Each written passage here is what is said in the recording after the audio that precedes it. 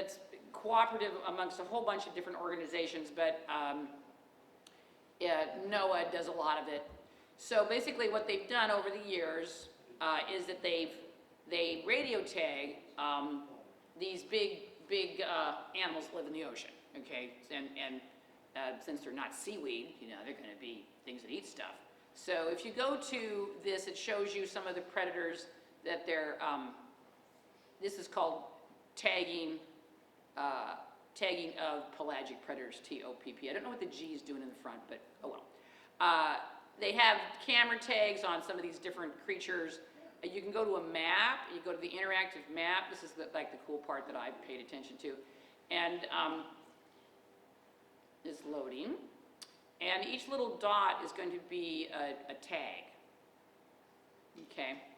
And then you can go on the tag, and it shows you. Now, for some reason, this creature flew across the United States, and I'm not quite sure how that happened. But I had the feeling that that's possibly an artifact, but this is a northern elephant seal. Luckily, nobody else did that. So it said that's a northern elephant seal's pathway. This is a bluefin tuna. This is a blue marlin. This is a striped marlin. This is a bluefin tuna. And you can kind of like check out. For some reason, this particular pathway is embedded in the rest of them. This is a bluefin tuna, which seems to be pretty happy. And, ooh, someone's in the Treneman. Who's there? That is bluefin tuna. But it seems, does that say Atlantic bluefin tuna? Yeah, okay. He's having a big trip here. Sharks. There's a fun one. Swordfish. Silky shark. So it's a great website to look and see how far these things move around. And I have not explored the whole website, but there's lots of cool information in here on all these species. So like if you want to go to home, it tells you about who does what, but like you can click on the species and it'll tell you about it. It'll tell you about the marlin. It'll tell you about, you know, so here's like bluefin marlin, Pacific marlin. Here's cute little shark. So it's just a fun website, just letting you see that. I'm not going to introduce it really in the PowerPoint, but I wanted you to see that there's some cool resources out there for the general public to mess around with. And now that we've done that, I'm going to try to open my PowerPoint again. Cross our fingers that the digital universe is going to work here. Yeah. Okay, there we go. And I think that we're up. Are we up? We're up. Okay, super. Well, thanks for coming today. And it's a beautiful day outside, and I hope you all got out on the beach a little bit. Okay. This is my third talk in the series of Ocean Connections. And we started off with seaweeds and talked about marine dispersal, and now we're into predators. And so let's get started. So first of all, we love predators. This is a cutie. This is our sea otter. And how many people have seen a live sea otter? They're pretty cute, aren't they? Spend a lot of time cleaning their fur when they're in the zoo. But I saw some at Morro Bay in California. They spent a lot of time doing this, catching sea urchins and cleaning them. It's too bad we don't have them around here because with our loss of starfish, the sea urchins are starting to really scour the intertidal zone, and we're losing our seaweed and our kelp. So too bad we can't have these guys. They tried to transplant them into Oregon in the 70s, but they transplanted the wrong genetic group and they didn't make it. But they are doing pretty well in California and Alaska. So what kinds of animals do you guys know that are marine predators? Shark. Whales. Octopus. Giant squid. Good, so we got some invertebrates. Starfish. Huh? Pretty much everything that's out there is a predator. They get right. In fact, anything, technically, eating plants is predation because you are killing something to eat it, not absorbing sunlight. So interestingly enough, the definition of herbivory, eating plants, is just a subset of predation. So we you guys hit the big ones. Shark, giant squid, Mr. Orca. Starfish, this is the crown of thorns starfish. It's a tropical reef predator on coral. Pretty nasty, poisonous little guy. And one of my absolute favorites, the nudibranchs, which are very tiny, but in their own little micro world are actually very voracious predators. So I want to start off just talking a little bit about some of these predators that we're pretty much not going to see too much of, the little guys. So we love predators, right? And humans like predators so much that we name a lot of things after them. So notice that we didn't even bother to say cougar. This is just the Nashville predators, right? And so I thought, well, let's look at how many sea predators are in teams, right? So you have the marlins, okay? You've got a team called the penguins, which I think is hockey. The sharks, all right? The dolphins.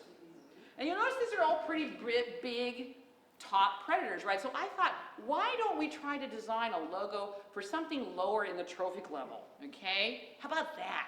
You know? Is that scary? Maybe not.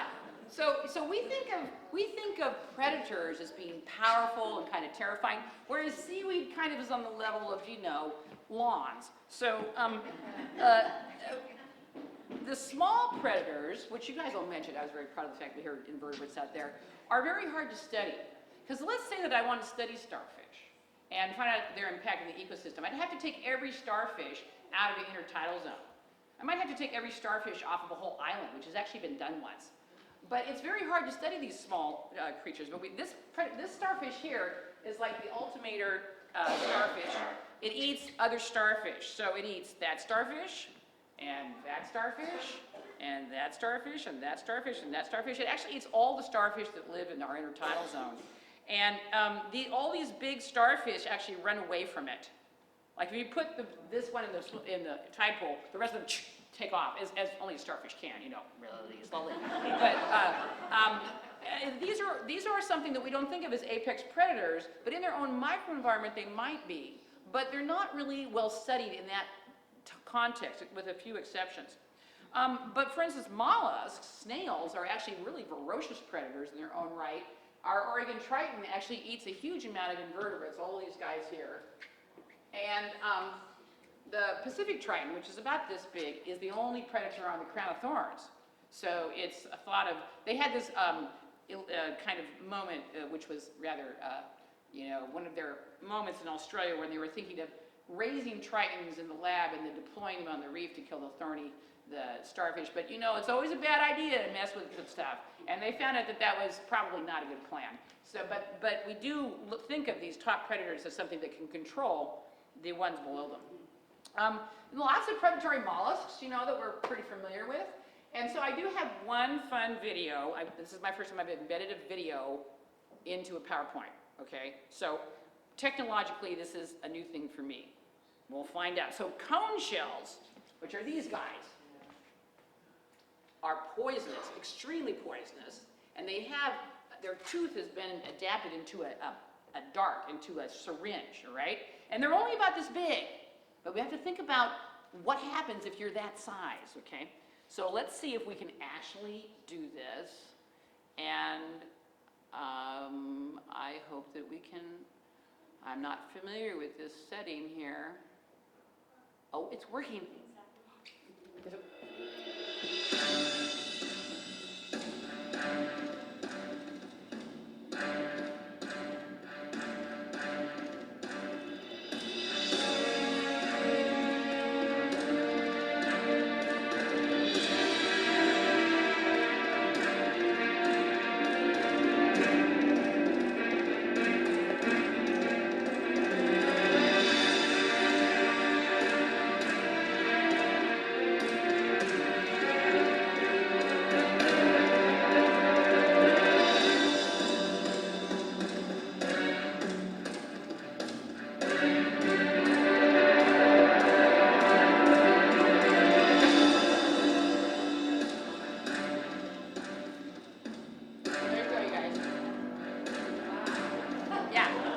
You know, if you're a fish and you're the size of a cone snail, you've got to be really afraid.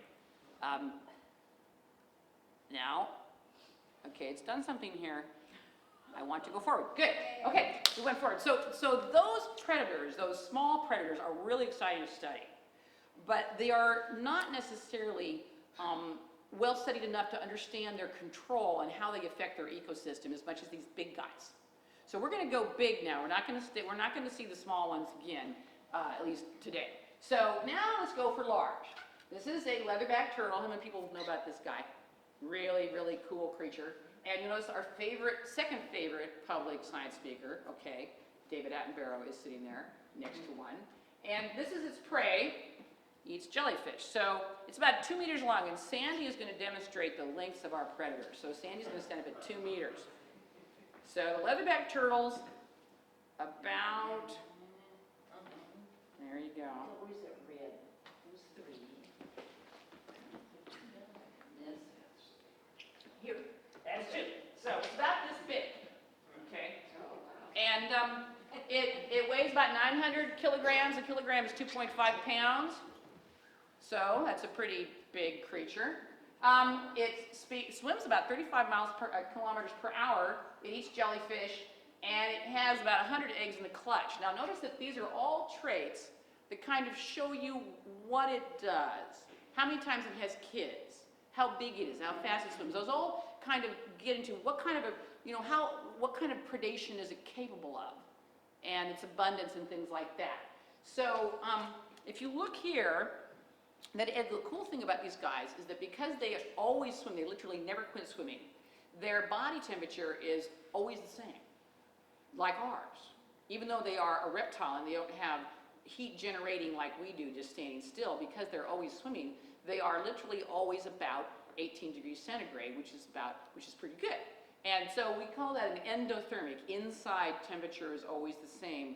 And so even though these are tropical in the sense that they breed in the tropics, they can go up to Nova Scotia and Alaska looking for their jellyfish. They have to eat a lot of jellyfish. They have to eat 50% of their biomass a day because jellyfish are not very nutritious, right? And they're eaten by sharks, orcas, and tiger sharks, so they do have predators even at their size. Now, how about the sailfish? I've never personally seen anything alive when I've seen a dead one, because my husband went out fishing and caught one with the kids once. But this is a fairly large fish, and they have this long, long needle-like nose.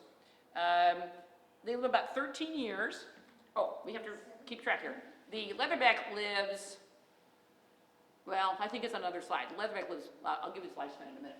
Okay, so the sailfish lives about 13 years, gets to 3 meters, so Sandy's going to stand up at 3. And I actually found out this is not the biggest sailfish. So this is the Istiophorus albicans, and it turns out that there's a bigger one that lives in the global, that's a little longer and a little bigger, but not significantly so. Swims 35 kilometers per hour. It spawns, so the female puts the eggs out and the male puts the sperm into the water, and it spawns 1.7 million eggs every time. That's a lot, but, and it does, as young fish especially, they will chase fish together. So there's a little tiny bit of group hunting behavior, but not too much. They live all over the place, and in fact, it used to be thought that the Atlantic and Pacific forms of these sailfish are different species, but they're not. They're all one big, giant global population. Lots of things eat the babies, and I want to tell you that this is just the cutest thing ever. Is that not cute? That's a baby sailfish. Oh, I want one. But everything eats those. But as you get bigger, the only ones that really chomp down on them are very large fish and the orca. So that's a fairly big predator. But let's go for a bigger predator, okay? The sperm whale. This is a very large one. And Sandy, you're going to go to 16 meters.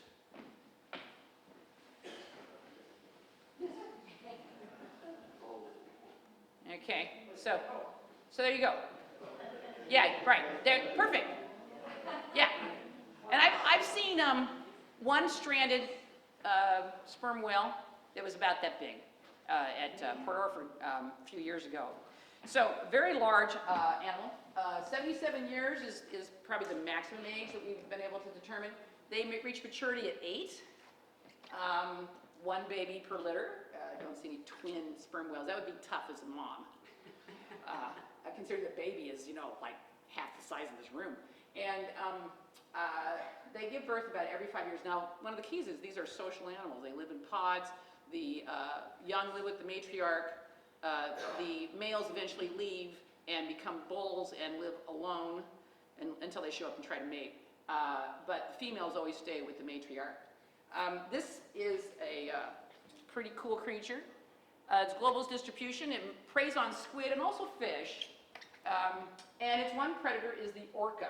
Now this is a scene here, and you should go online and look at this. It's a video, it's about 3 minutes long, it's really hysterical. And it's copyrighted. Sean Heinrichs is the guy, but if you just type in orca attacking sperm whale, you'll find it. So these guys are in Sri Lanka, they're like snorkeling, right? And they're on a boat. And they see this commotion out in the water, and they get the boat close enough, and they see it's a bunch of orcas attacking a small pod of sperm whales. Now, what do these guys do? Do they like stay away? No, they get closer. And then they sit there and they watch, and of course all the action is happening underwater. So what does one of them do? Gets in the water, all right, and we're talking about giant orcas with big teeth, sperm whale that long, and he gets in the water. I'm thinking, so human. Yeah, and then he floats, the narration, I floated towards the commotion. And of course, orcas are not stupid. The orca is instantly alert, something in the water, and so this orca starts coming right towards him, and it hits him with its sonar, and you can feel the sonar. It's just like bugs crawling all over your body. It's fine, and so the orca's, and the orcas, because orcas plan their attacks, this orca had a job, probably to keep an eye out, but clearly the human wasn't important enough to distract it from the main job, which is killing the sperm whale. So it went back to business. But I'm thinking, oh my God, and the guy says on the narration something like, well, I could have been lunch, and I thought, no, you could have been hors d'oeuvre. So safety tip, don't get in the water with orcas. Okay. So now if you look at these species, some of these traits that we've been talking about are fairly important, because if you're going to be a top predator, you have to have certain kinds of traits. You have to obviously be bigger than your prey in general. And also, if you'll notice, the lifespan here is pretty long. A lot of organisms don't live that long. Mosquitoes live for like 24 hours. Starfish live forever, but they have no brain, so we kind of have to give them a little break. Nudibranchs live about a year. Cockroaches go for 2 or 3. Lots of fish live 2 or 3 years, some only 1 year. So you're seeing fairly long-lived organisms. But what's interesting, look at the female age of maturity. They don't even start having babies until 16 years, 2 to 3 years, 8 years, right? So there's a lot of time between being born and sexually reproducing. That tells you something about what natural selection is doing in these groups. Notice they all have global distributions, which is interesting. So let's look now at some things we're going to talk about. First of all, never go near a leopard seal, okay? They're vicious little creatures. This one's chewing on its latest penguin meal. And starfish at least are benign. They just absorb you with their stomach.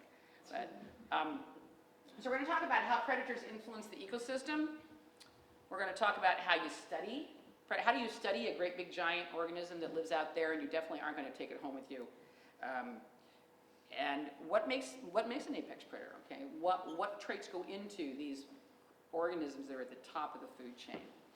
So let's review food chains and food web just a little bit so we can get on the page with our vocabulary. This is a simplified, and notice I'm emphasizing simplified food web in the Atlantic seaboard, okay? Trophic level refers to where you are in this web. If you're at the bottom, you're at a low trophic level, and you are a primary producer. You're green. You notice without them, nothing else happens.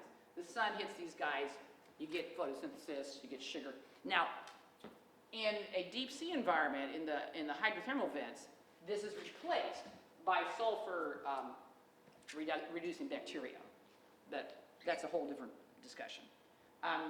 Primary consumers eat the seaweed and the phytoplankton, all right? So the ones that eat the seaweed are going to, the herbivores, those are going to be your primary consumers. And then you've got your mesopredators. The mesopredators eat all the primary consumers, and each other too.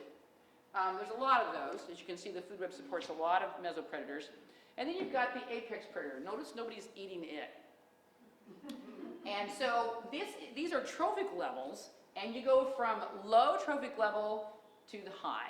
All right, so the higher up you are in the food web, the higher your trophic level. And we're going to refer to this over and over again, that word and that concept. So if you have any questions, by the way, just ask right away. Don't wait till the end. I'm fine with you guys interrupting me. I like it, as a matter of fact. So this is a more realistic food web, guys. All right, and this only has something like 80 species in it. There's plenty more out there just in a tide pool than this. So if you look at this more realistic food web, there are millions of connections between all the organisms. And you can't predict, if you remove one, what the consequence will be. You don't want to go messing with this. You remove one, and who knows what's going to happen. We've had several suggestions, for instance, in this area that we should kill all the cormorants because they eat the salmon smolts. Oh my God. But cormorants actually eat a lot of fish that eat salmon smolts. In fact, they eat more of them than the salmon smolts. So you kill off the cormorants, those fish, the mesopredators, are now going to increase, and you end up with less salmon smolts. So we don't know enough, believe me, to mess with this system. Even so, we mess with it all the time. But it would be a good idea to really check out. So all of these things are up here, and who's at the top? It's one of the questions we can talk about today. Who's the apex? You know, the best of the best of the best, in the terms of Men in Black. Okay, so general idea. So when I say apex predator, what are some of the characteristics that come to your mind? Teeth. Teeth. Okay, good. Got teeth. Size. Hmm? Size. Big. Okay, size. Long-lived. Long-lived. Okay. Yeah. So we have some ideas here about what makes an apex predator. Does it have predators of its own? The top of the top will not, but a lot of these that we think of, as you saw, the leatherback, the sperm whale, do have predators, right? So do they have a large variety of prey? So does an apex predator eat everything it encounters pretty much, opportunistically, in other words? Or does it, kind of like my dog, does it specialize? Does it only eat, say, tuna? Or does it only eat, crabs, something like that? Would be a specialist. No. All right, so maybe a no. Low fecundity. Fecundity is how many kids you have per birth. So humans actually are pretty fecund compared to the other great apes. Chimpanzee will have one baby every 5 years. And not until it's weaned will it have another one. Humans, we can, one every year and a half if you want to. And we're pretty successful at that. So that's one reason why we're doing so much better than some of these other great apes. So fecundity, are they all low fecundity? Are they all long-lived? Are there all few of them? And this kind of makes total sense because, if you had one great white shark for every sea lion, there wouldn't be a whole lot of either of them left around, right? So clearly, the apex predators have to be much rarer. And this is one reason why there's only 13 complete T-Rex skeletons that have ever been discovered. Because T-Rex was the top predator, and he's going to hang out with the herd of hadrosaurs and chase them around, but you can't have a whole lot of them. And so they fossilize with the frequency with which they are around, and there's not a lot of them. Okay, so we're going to talk about these guys. I am thankful for chondrichthyes, okay? And these are the elasmobranchs.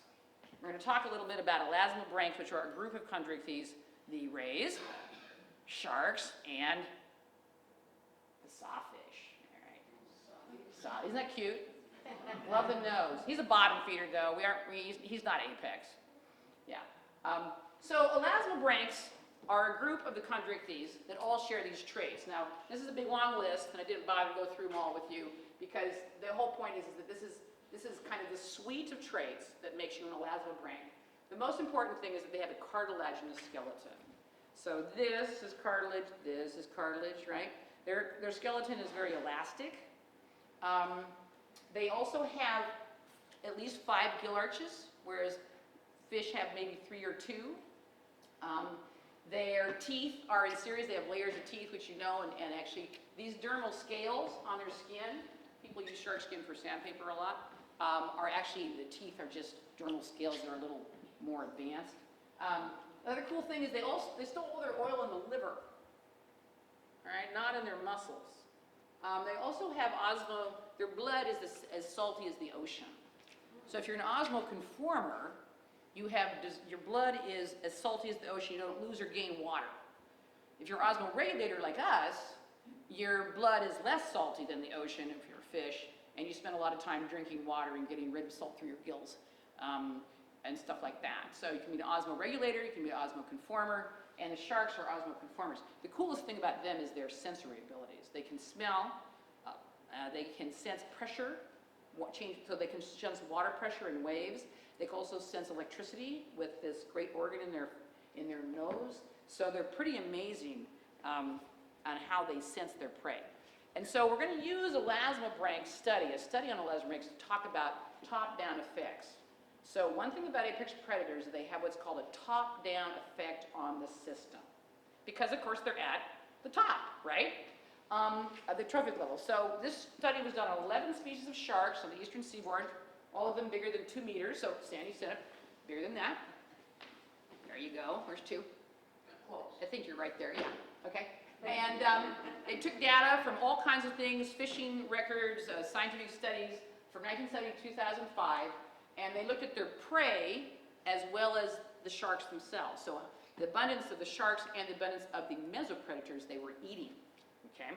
So let's build this very simple food web, very, very simplified. So this represents the prey of the mesopredators, which mostly in this case is going to be bivalves, things like scallops, oysters, and clams. Okay, and these guys are eaten by these mesopredators, which are mostly all smaller elasmobranchs, rays, small sharks, stuff like that. Okay, the elasmobranchs that are small are in turn eaten by the big guys, the bull shark, the dusky shark, tiger shark, the black tip. Those are the big ones that were categorized as apex. In this whole study, they only had great white shark in the records 3 or 4 times, so they didn't count it. Turns out great whites are pretty rare in various areas. So over the time, from 1970 to 2000, this is what happened to the populations of big sharks.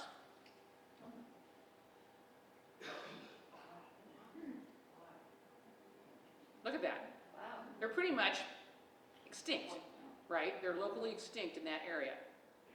Now, also, the sharks you did find got smaller and smaller. So the sharks that are now left are much smaller than the record sharks of the past.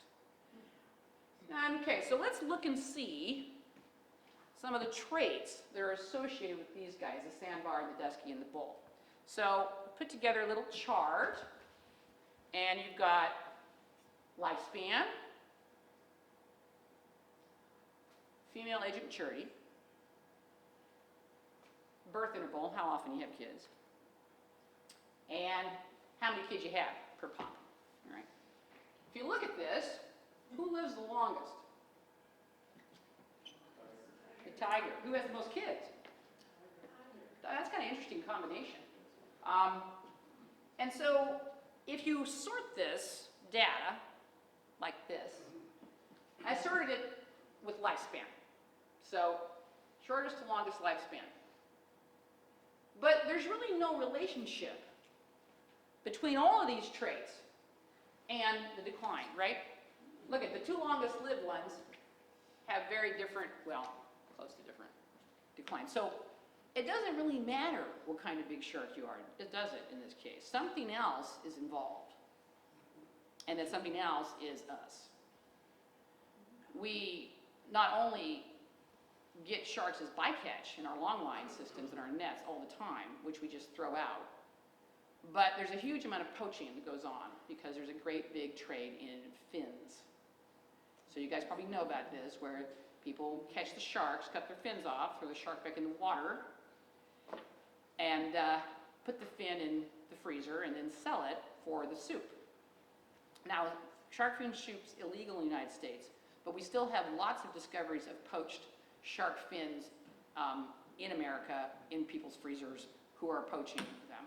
And in the eastern seaboard, this is pretty common, relatively. So humans, essentially, are taking off the top predators for a lot of reasons. That's not only shark fin soup. The bycatch is huge. I mean, shrimp trawls, long lines, all this stuff catches the sharks.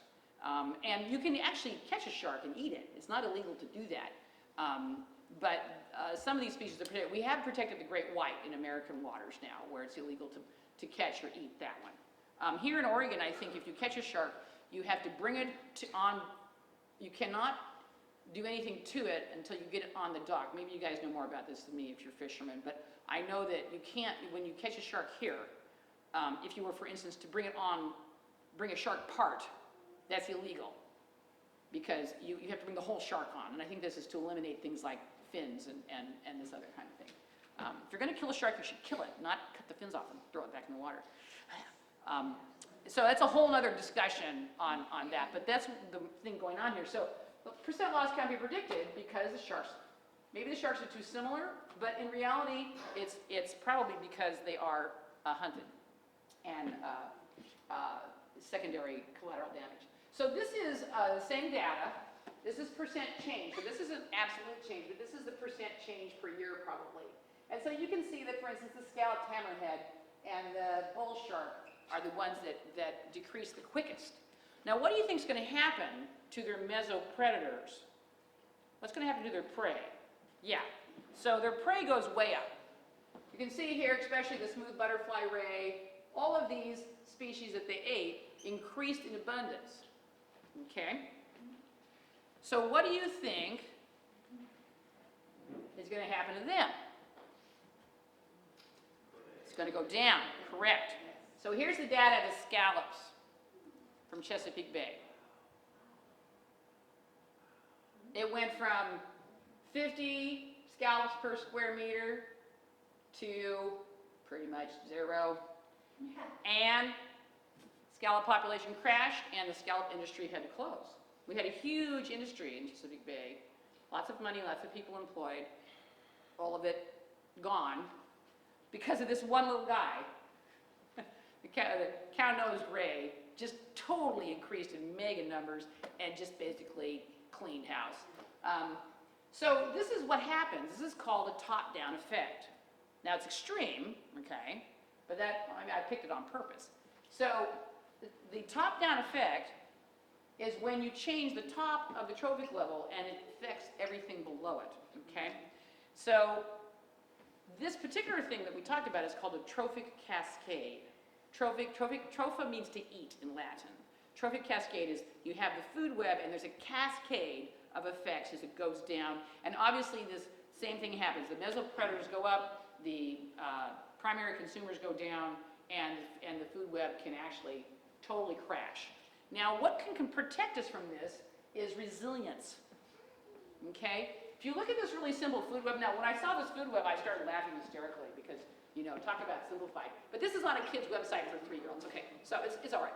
But you see the phytoplankton krill baleen thing, right? If you get rid of the whale, it's kind of obvious what's going to happen to krill, right? But here, in this food web, if you get rid of one, there might be enough connections to keep the food web intact for a while, right? Or maybe forever. So it's kind of like a brick wall. You keep pulling pieces out, and eventually it collapses. But the resilience, the more connections, the more resilient the food web is. And that's why that's why diversity is so important. You guys have heard that word diversity a lot probably, but the reason it's important is because it protects us from these trophic cascade disasters. And we humans' lives depend on this system. It's not some little, esoteric scientific concept here. Our jobs and our food resources, our actual food we eat every day, depends on keeping these ecosystems intact, which means leaving the cormorants and the sea lions and the lamprey and everybody else in the ocean, okay? Even species that you think are really bad, like spiders or snakes. I'm a personal fan of spiders if they don't live in my house, but, okay.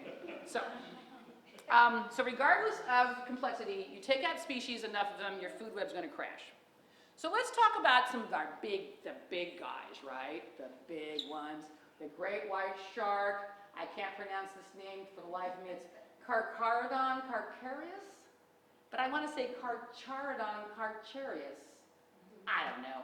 Anyway, here he is playing with one of his favorite food items. So 70-year lifespan, 6.1 meters, so Sandy, find 6.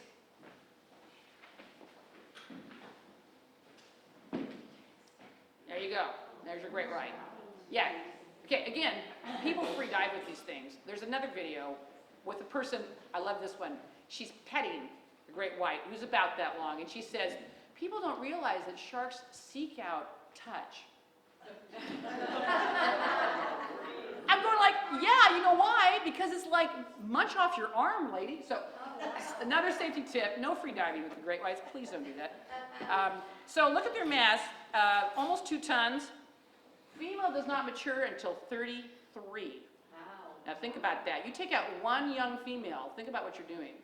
Or you take out one that's actually mature, which is even worse, because she's survived the 33 years. They eat a lot of stuff, and every 2 years they have kids. Now this is really important. Ovoviviparous. Big long word. Let's break it down in Latin. Ovo, egg, live, paris, to have birth. So this means that you keep the eggs in your body, they hatch inside of you, and then they come out alive. Snakes do this too, like all of our garter snakes do this because it's cold up here. Sharks have these kind of pseudo-uteruses up by their gills, and the little egg, then they put egg, and the eggs are fertilized, they go into these uteruses, and they can have 5, 6, 7, 20 eggs in each of these. And then when the baby sharks hatch, they eat each other, classic, and then they come out live, right? And so the mother's contribution to the child is much greater because first she's put extra eggs in there for them to eat, and even some sharks have a placenta-like thing where they're actually viviparous, not ovoviviparous. We're viviparous, okay? So ovoviviparous. Now notice that the sperm whale is viviparous, the sharks are ovoviviparous. So you can kind of see that this is a good strategy because you're protecting your children and you're giving them more energy and food before they're born. So, what about orca, Orsinius orca, all right? And it's a mammal. It's actually a great big dolphin. It's a toothed whale, all right? So there's 2 kinds of whales, you guys know, probably the ones with the baleen, right, Mysticeti, and then the other group is the toothed whales, dolphins and porpoises. This guy's a dolphin. All right, you see that? Orca is not that. That's Dahl's porpoise. It looks like a baby orca. When you find this on the beach, it is not an orca. We found it over here several times stranded. People say it's a baby orca and then they throw it in their truck and drive away, which they shouldn't be doing. And then it is not Commerson's dolphin either, okay? This is another one that washes up that is not an orca. Both of these are about 2 meters long, so Sandy, up you go. All right, so these guys are quote, some are maybe, yeah, that's about right. Okay, it is not a false killer whale, even though that's the name of this guy. It is not a pygmy killer whale, all right? It is an orca. So just be clear on those recognition things. So orcas can live up to 90 years, and Sandy, you got 8 meters here. She's getting her steps in.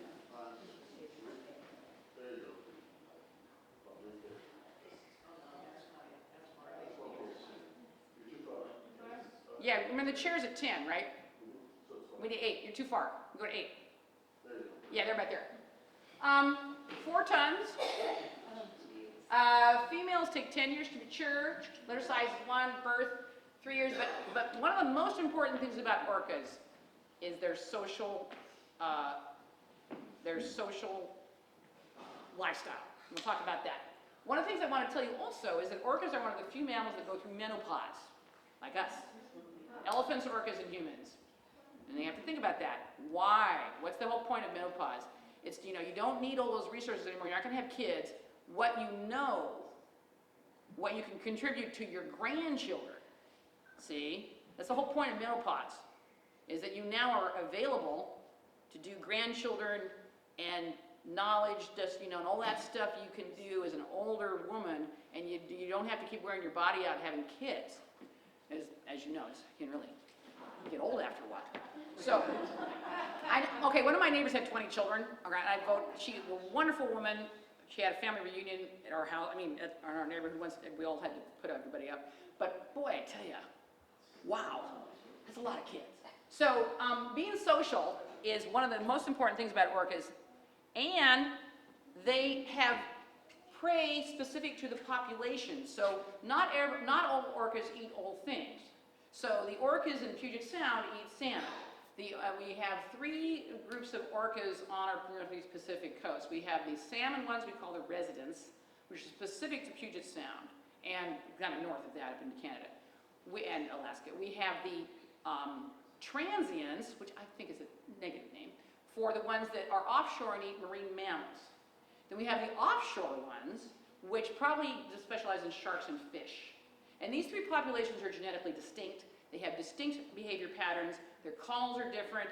They're slightly different sizes. For instance, the residents talk all the time. They have constant chats with each other. They call, they recognize, they chatter, they talk to each other, all of the constant. The transients never talk. They click once in a while. You know why? Because fish can't hear. So it doesn't matter how much you're talking. It's like talking to teenagers, you can talk all day, but can't hear anything you're saying. So, but if you are eating marine mammals, they can hear you. So you don't talk. But somehow they manage to totally coordinate with each other, because believe me, when a sea lion sees the orcas coming, it becomes terrified. There's a great video one of my fisherman friends took where they're out fishing out about 11 miles out of Coos Bay, and this sea lion's making a beeline for their boat, and behind it is an orca. And it uses the boat trying to hide, and the orca was coming right for the boat. They're going, oh my God. But somehow the orca just managed to, do its orca thing and drag the sea lion off and eat it. So, okay, so we'll talk a little bit more about that in a minute. No predators. Okay, 0. Even the babies are protected by everybody else, so it's pretty tough to, get to a baby orca. I would not personally recommend it. They live all over the planet. They tend to live in the colder waters, but they are found in the tropics. You notice them in the ocean, we have quite a few. And if you look at these populations in a smaller geographic sense, you can see that this is the offshore ecotype, so these are the fish eaters. You see that they move around within the Northeast Pacific quite a bit. They go all the way from Alaska to California and back up to Washington. That's their playground right there. The Antarctic groups, for instance, they tagged a bunch of orcas. They went all the way up into the tropics and all the way back in 42 days. So there is movement within these populations. Okay. Antarctic orca populations are really fascinating. There's the type A, which lives in the open water and eats minke whales. There's the type B that eats the seals. Now, you see the seal there on the ice pack? See all those little orcas having a little conference? That's exactly what they're doing. They're having a conference, okay? And you know what they're going to do? They're going to form a line. And they're going to rush the ice pack, the ice flow. And the ice flow will rock. And the seal will fall in the water. And it'll crawl back out. And they'll do it again and again and again and wear that seal out. And every time it crawls out, they'll pull it back. They have a really great time doing this, by the way. They keep pulling the seal back into the water and letting it crawl back out. Oh. Yeah, kind of like my cat with the mouse I have to kill because otherwise it's like they've broken a leg for a half an hour. And finally, they will pull the seal down, they'll skin it. They have a way, I don't know how they do this, but they pull the skin off, and then they share parts, okay? I don't want to tell you how gruesome this is. Well, I just did, but let's just be really glad you're not a seal, okay? It would be bad.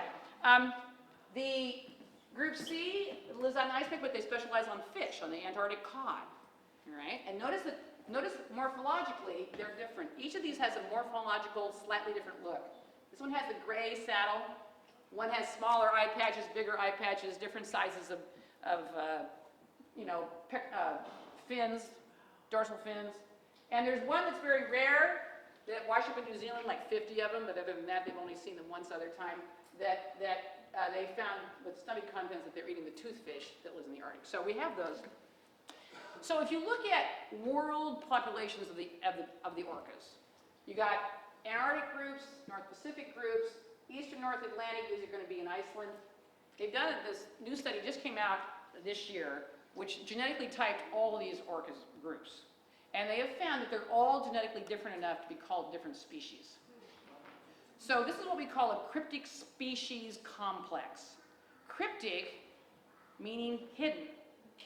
So when you look at the orca, unless you're an orca person who's real familiar with the subtle morphologies of the dorsal fin and the saddle and all that, it looks like an orca, right?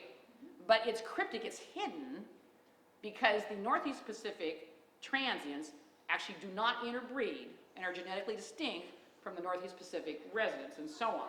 So I don't know if any of these will actually, they'll probably all be given different scientific names, but we'll probably all end up calling them things like, you know, Antarctic A, which is fine, because they all, you know, have the orca kind of walk. So how do you study diet in these predators?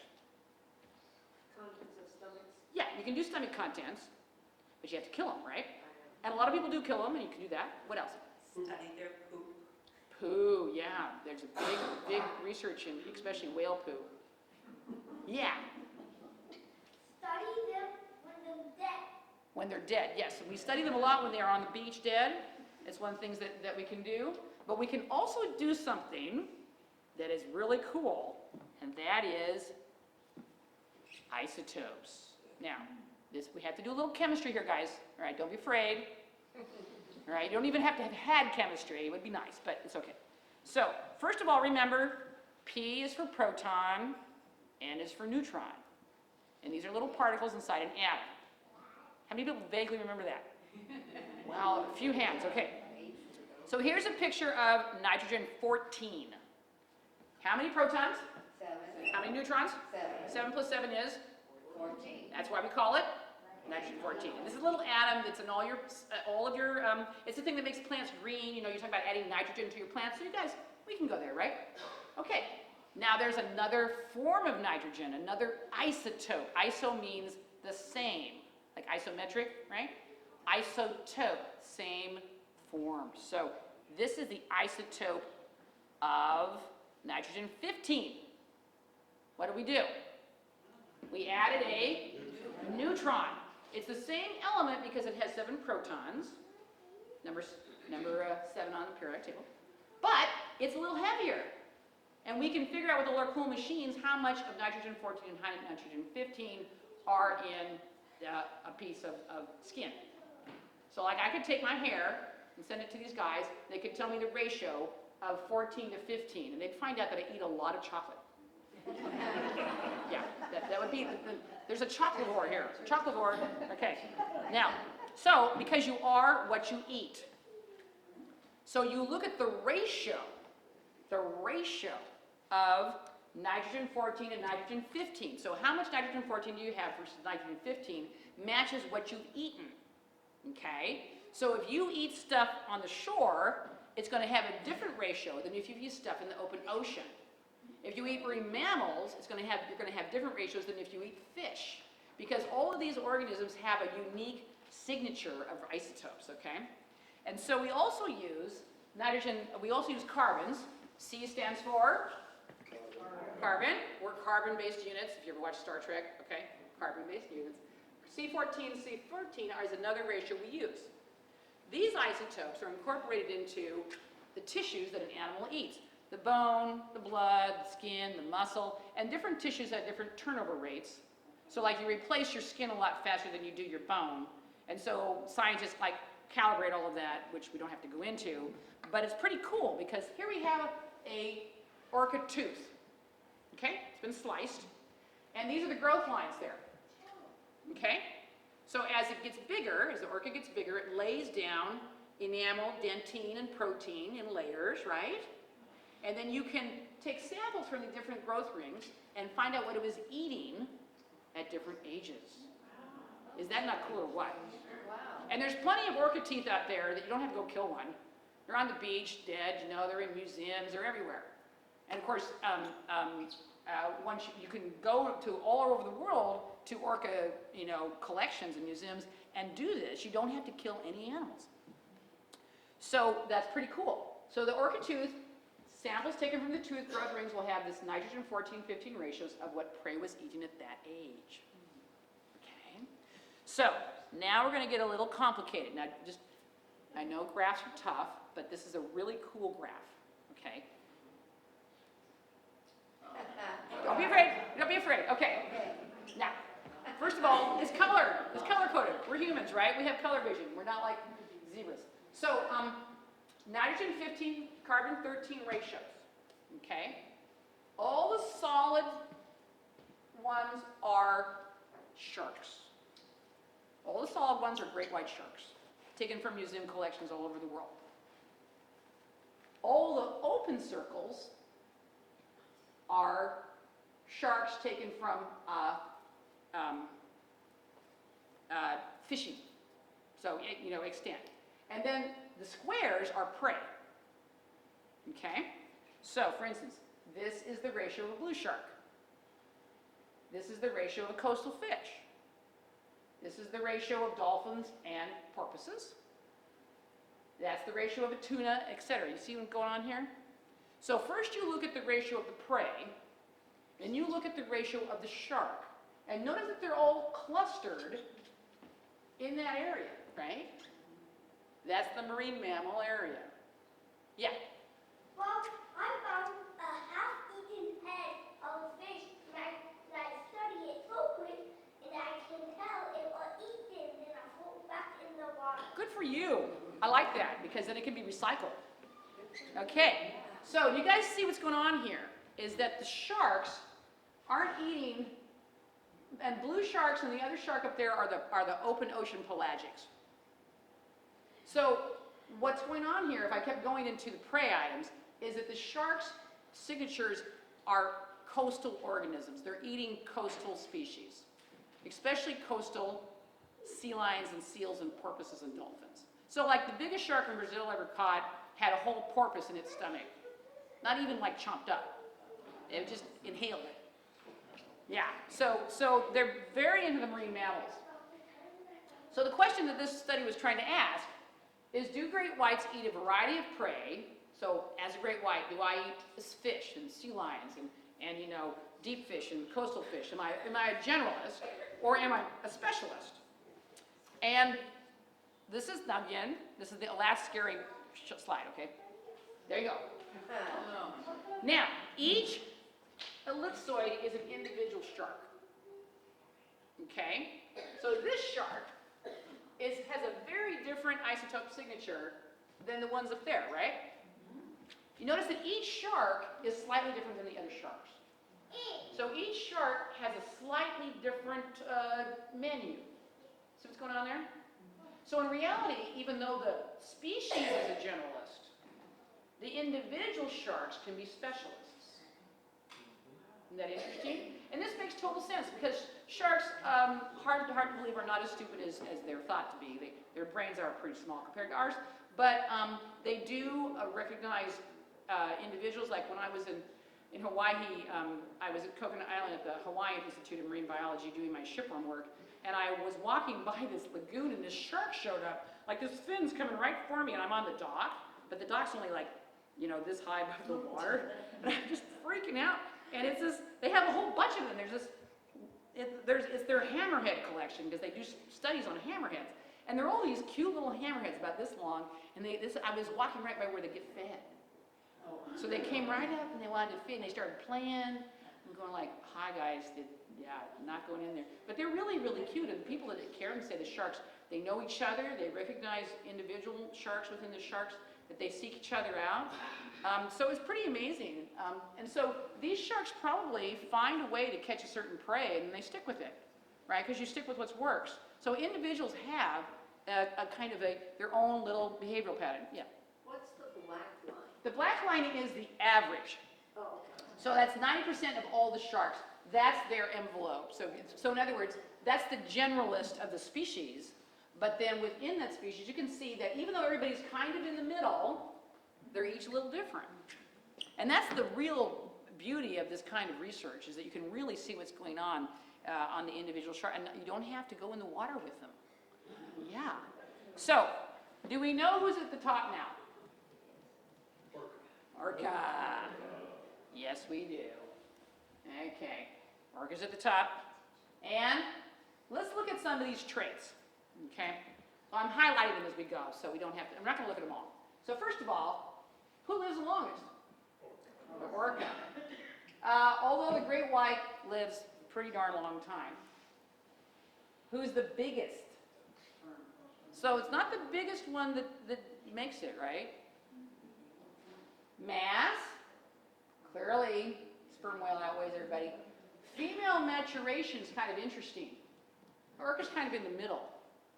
Now this is when things are going well, okay? If the females are full of biocontaminants, which they all are, but especially up in Puget Sound, mercury and these other PCBs and all these horrible things are fat soluble.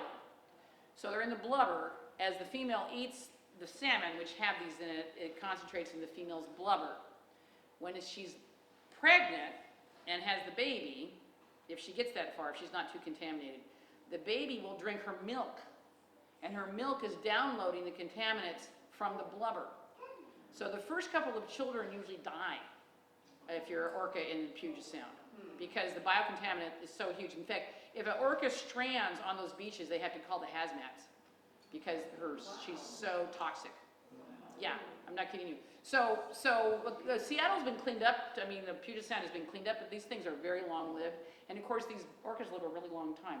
So they're having a tremendous, the residents which live in that area and eat the fish their fecundity and their birth rate is, they had a new baby this year that actually made it, and they're all like, whoa, cool, you know, because it's tough there.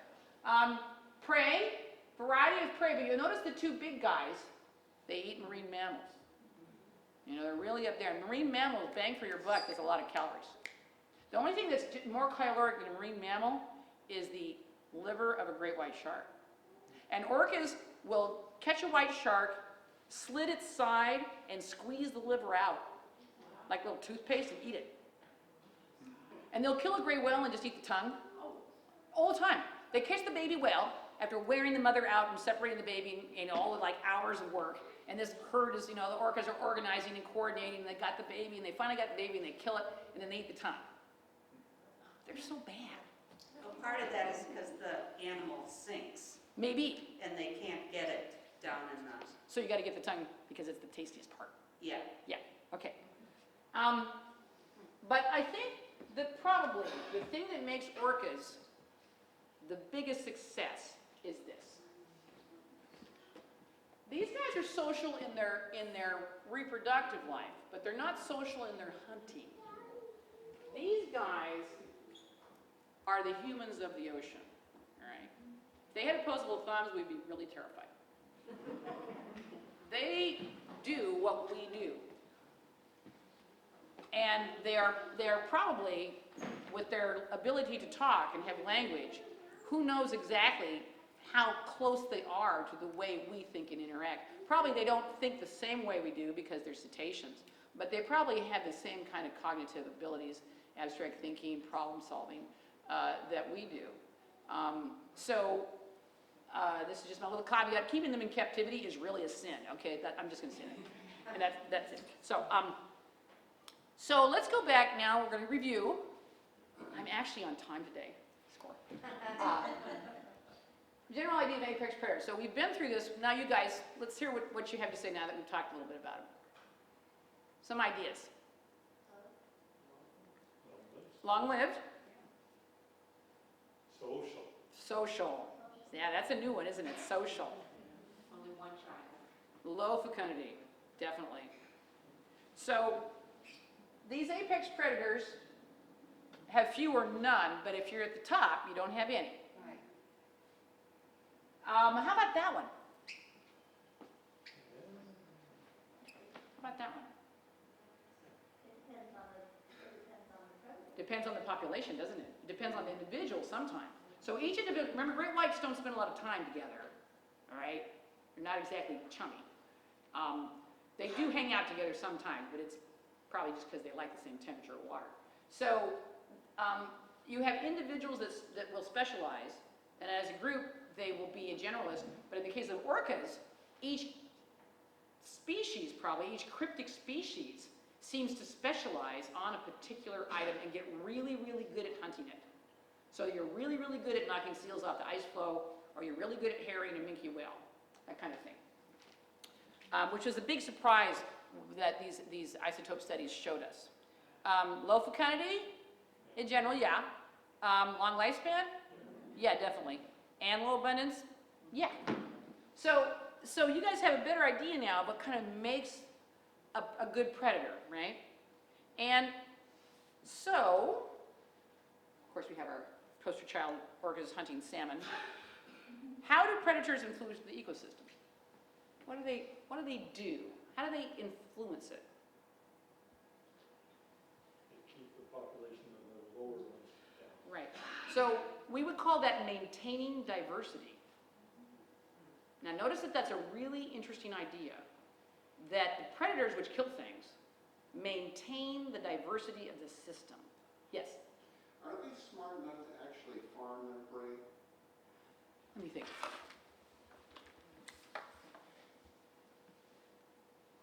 I don't think, from what I've read, the species that we've talked about specifically here do so.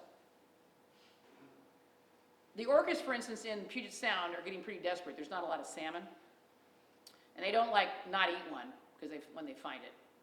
There are species like, I talked about the Yeti crabs last time, who farm the bacteria on their bristles. But that would be something I have not studied, but I didn't run across it in my literature searches for this. Good question, though. Interesting question. We do, right? That's the next step in orca biology. They'll probably start organizing around agricultural revolution. Who knows? And then we're totally going to die. Yeah. Okay, so that top-down effect, that maintaining diversity, is a very important aspect. Getting rid of species, especially top species, cougars, tigers, wolves, okay? The W word in Oregon. They help maintain diversity. Look what happened to Yellowstone when we put them back in there. Totally improved the environment. So we want these. Now, we pay a cost at having these big predators around. I'm not a big fan of having grizzly bears. The one thing I would not want around is the grizzly, okay? Yes, because they're just like I don't want an orca around either. So what techniques do we use to study marine predators? Isotopes. What about their movements? What do? We tag them now, don't we? And we also do the usual. We study the ones that have been captured. We do stomach gut contents. They do experiments sometimes where the ones that they take into the lab and they observe. For instance, my favorite literature search on the great whites was the Monterey Bay Aquarium's attempt at having great whites in their tanks. I love it. So the Monterey Bay Aquarium was tried to have a great white sharks in their displays. It was pretty funny because it said things like, ate everything, had to take it back. Yeah. Bumped against the walls constantly and got infected noses. Yeah. So, in other words, and I think at the very end, the summary was bad idea. Okay. So you can maintain some of these smaller mesopredator types, but the big ones, and of course keeping a orca, we know what happens there, and no one's really tried necessarily to keep one of the big whales around, the humpbacks or the mysticetti, but that would be a bad idea too. What characteristics do apex predators share? And we just talked about that. So basically, hopefully you guys have kind of learned a little bit about what goes into this system and what those big animals are doing out there. So it's my favorite last line. Yeah. So this guy is longer than the sperm whale. And you don't want to mess with it. Yeah, so, those Jurassic Seas, so glad they're gone.